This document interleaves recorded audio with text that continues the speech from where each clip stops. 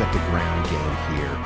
So this is Monetizr revenue building blocks for artists, whether they're profitable artists or soon to be profitable. This is for you. First, we talked about your ground game, aligning music, merch, and money. Then we talked about the 6 launches all artists use throughout their career. Then we talked about Connector, monetizing your artist community with an authentic, appropriate approach. Then we talked about the pre-launch, the setup before the spike.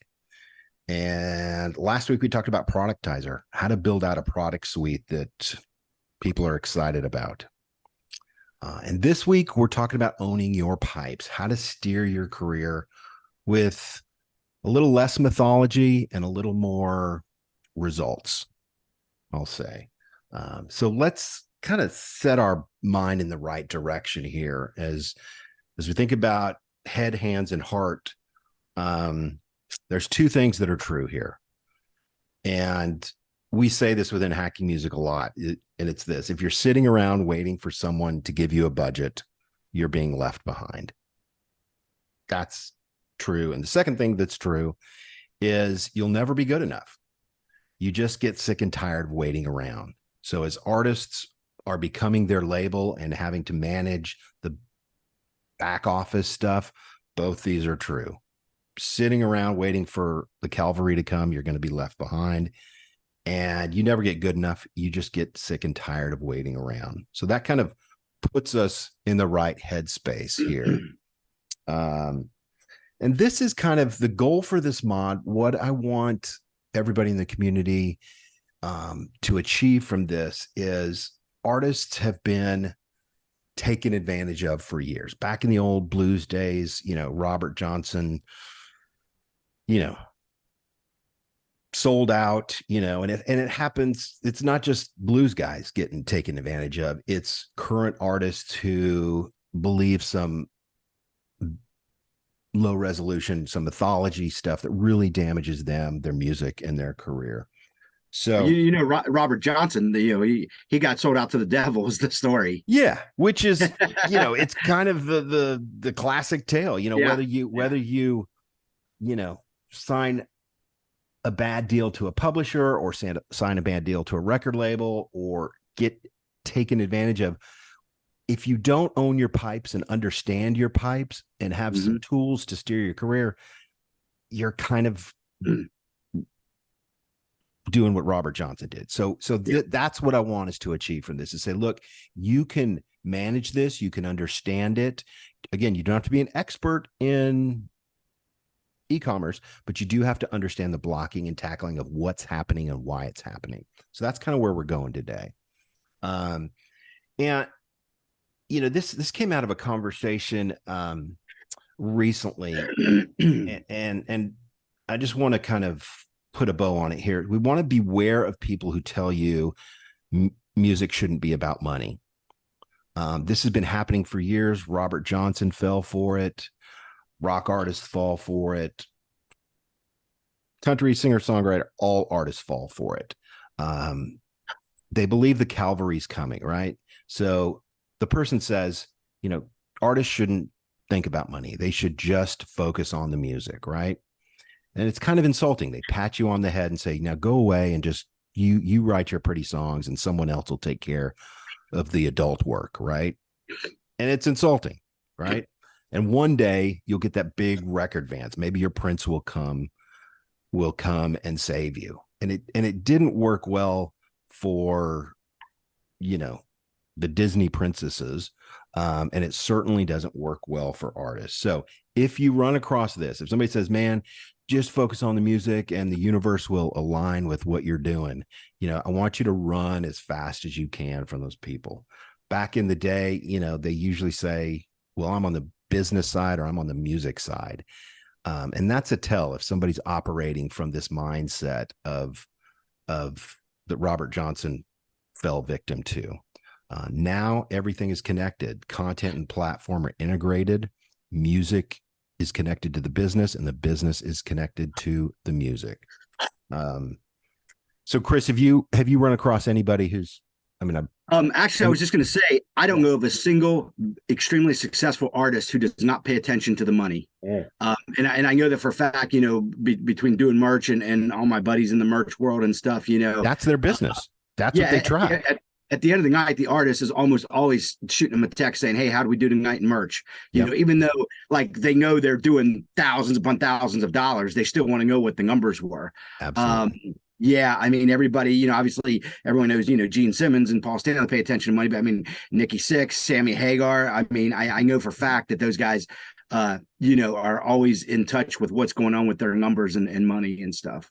Yeah, absolutely. So let's talk about pipes here. What are pipes? How do we think about them? How do we use them? Right. So this is not the kind of pipe we're talking about for sure.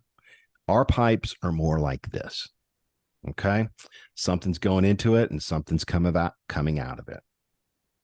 And the tools we're going to be talking about today, yeah, they're technology tools. That's an important part for sure. But there's also team tools. Like, how do you strengthen what you do and build out your team?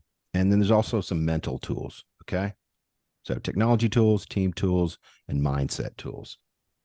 And so as we've been putting together Monetizr and working with artists for years,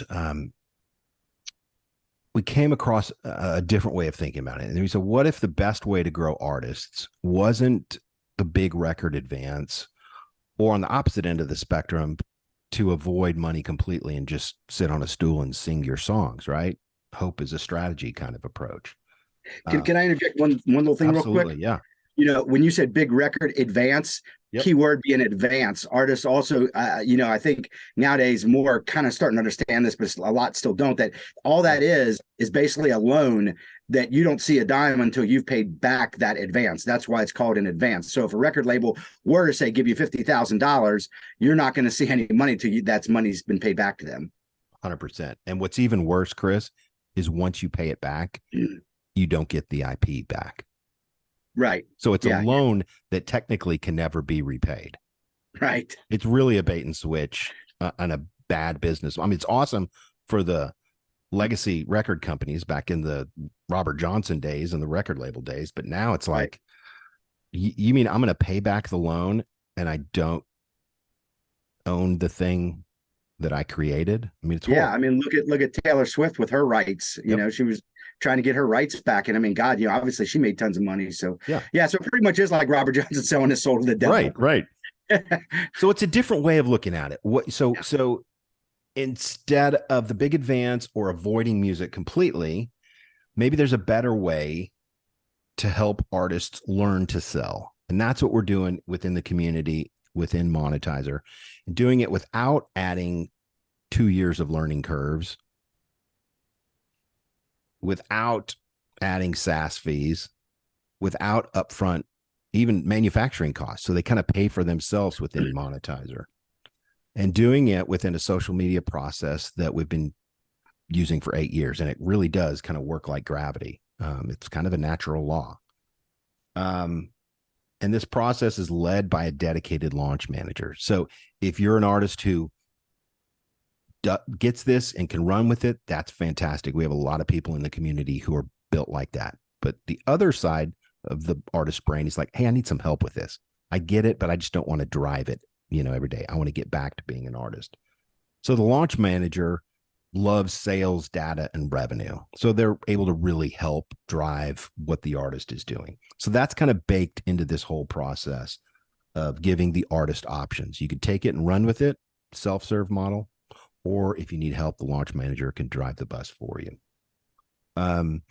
So a couple domino beliefs here. Let's just kind of review this quickly. When we talked about widgets, we want to remember, okay, we're going to put on our Monetizr hat here, and we're going to put all our music in this widget, in this box. And if you don't remember from last week, it's an intentional container that all our music, our show, our publishing, all our stuff gets put in so we can concentrate on the selling of it, the platform underneath it. So let's put our music in the box so we can concentrate on our career. So let's think about pipes for a minute here, Chris. Pipes, real quick, as a definition, they send and receive something. Okay, it could be money, it could be an email address, it could be data, but these are our pipes. And as we do this, we don't want to think that artists have to become engineers and architect this whole thing, but we do need to understand the blocking and tackling here. So this is what's important here is that these are like Lego building blocks, and you can remove parts of your pipes. If you want to upgrade your pipe, you can do that. Or if you want to downgrade your pipe, you can do this. So it's very modular.